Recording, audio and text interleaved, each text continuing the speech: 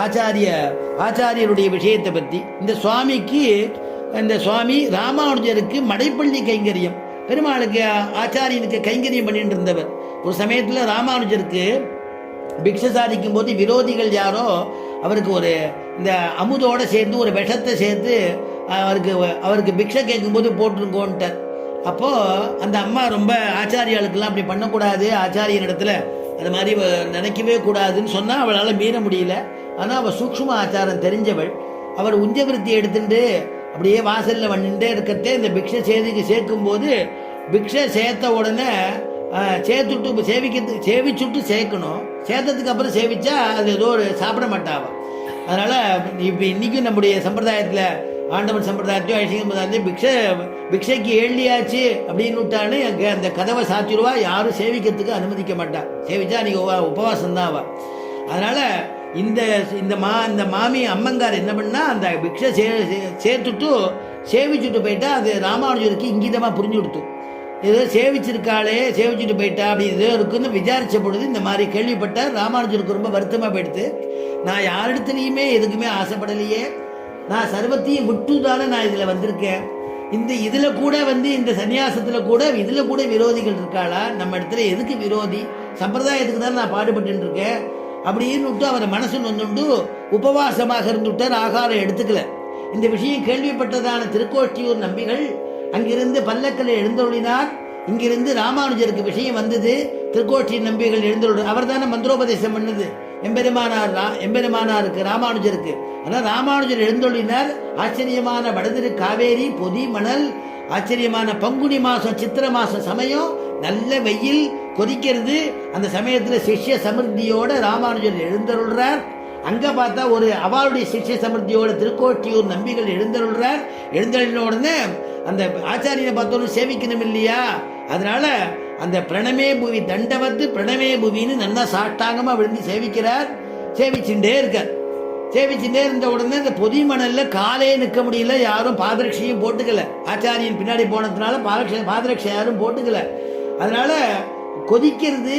அவருடைய திவ்யமான திருமேனி, பொன் போன்றதான திவ்யமான திருமேனி, அந்த திருமேனி அப்படியே சக்கச்சவேன்னு ஆயிடுறது. அதை பார்த்துட்டு இருந்ததான அந்த கூட்டத்தில் ஒரு ஸ்ரீ வைஷ்ணவர் கிடுகிடுன்னு வெளியில வந்தார். பல்லக்கில் இருக்கக்கூடிய ஆச்சாரியனை பார்த்து கேட்டார், சுவாமி உமக்கு இறக்கமே இல்லையா? எங்க ஆச்சாரியன் இப்படி சேவிக்கிறாரு, இந்த மாதிரி சேவிக்கிறாரு, அவரை போரும்னு சொல்லக்கூடாதா? அவரும் அந்த சம்பிரதாயத்தை விடாம போரும்னு சொல்ற வரைக்கும் சேவிக்கணும்னு சேவிச்சுட்டு இருக்காரு. தேவர் போரும்னு சொல்லக்கூடாதா, எழுந்துருன்னு சொல்லக்கூடாதா அப்படின்னு கேட்ட உடனே ராமானுஜா எழுந்திருப்பா அப்படின்னு சொன்னாராம். அப்புறம் எழுந்துட்டாராம்.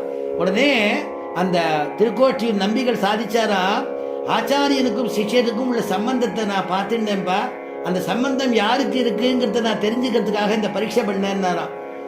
ஏன்னா ஆச்சாரியனுடையதான திவ்யமான திருமேனி சம்பந்த திருமேனியில் பற்றுடைய சிஷ்யனும், ஆச்சாரியனுக்கும் சிஷ்யனுக்கு என்ன சம்பந்தம்னா, ஆச்சாரியனுடைய திவ்ய திருமேனியை காப்பாத்தினாதானே நாம அவர்கிட்ட விஷயத்தை கிரகிச்சுக்கலாம்.